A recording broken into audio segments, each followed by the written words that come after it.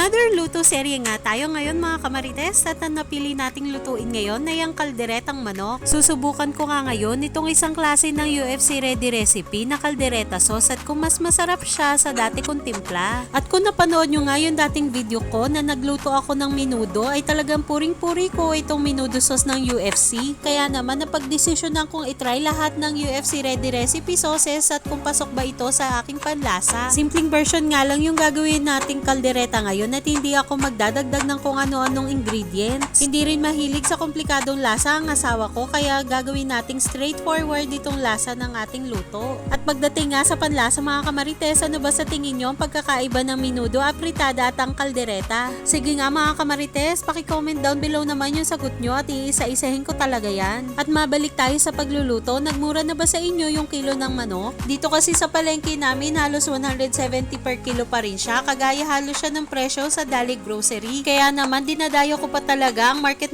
grocery dahil doon lang ako nakakabili ng kilo na manok na mas mababa sa 170. Hindi na nga ata babalik yung dating presyo ng manok bago magsemana Santa na halos 130 to 140 lang. Inflation is real nga, kumbaga sabi halos ng lahat ng kakilala ko at walang makakapigil sa pagtaas ng mga presyo ng bilihin. Kaya naman kesa pabonggahin natin yung mga ingredients ng ulam natin sa araw-araw ay itabi na muna natin yung extra pera natin. Ilaan na lang natin yan sa iba pang pangangailangan natin sa araw-araw o di kaya sa espesyal na okasyon lang. Lalo na sa darating na linggo ay espesyal na araw ng ating mga ina. Tinanong ko na nga ang aking nanay kung anong plano niya sa linggo at mahirap naman magluto kung aalis sila. Kung ano mang magiging desisyon niya ay i-video ko yon at i-upload para naman may maimarites kayo sa akin.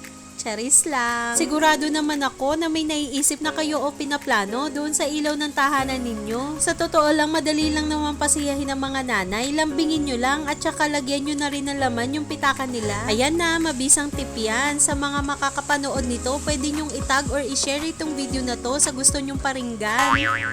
Mabalik na nga tayo talaga sa pagluluto. Naglagay pala ako ng toyo habang nagigisa ng karne at saka nilagay ko na rin itong kaldereta sauce. Mas masarap kasi talaga kapag naglalagay tayo ng toyo dun sa ginigisa nating karne, tapos ito namang sauce ay pinagmamantika natin o tinutusta. Pagkatapos kong lagyan ng tubig, ay idadagdag ko na itong 2 piraso lang ng siling labuyo. At dahil nga hindi ko patansyado yung lasa ng UFC ready recipe kaldereta sauce, ay 2 labuyo muna yung ilalagay natin at baka naman umanghang masyado. Sinalang ko na rin dito yung patatas at carrots na pinrito natin kanina at maglalagay ako dito ng asukal pampabalanse ng lasa. Pakukuluin na lang natin itong niluluto natin para mabawasan yung sabaw. Nung tinikman ko tong niluto natin, medyo hindi ako satisfied dahil kulang siya sa anghang pati na rin dun sa lasa ng tomato sauce. Ayun lang, bye!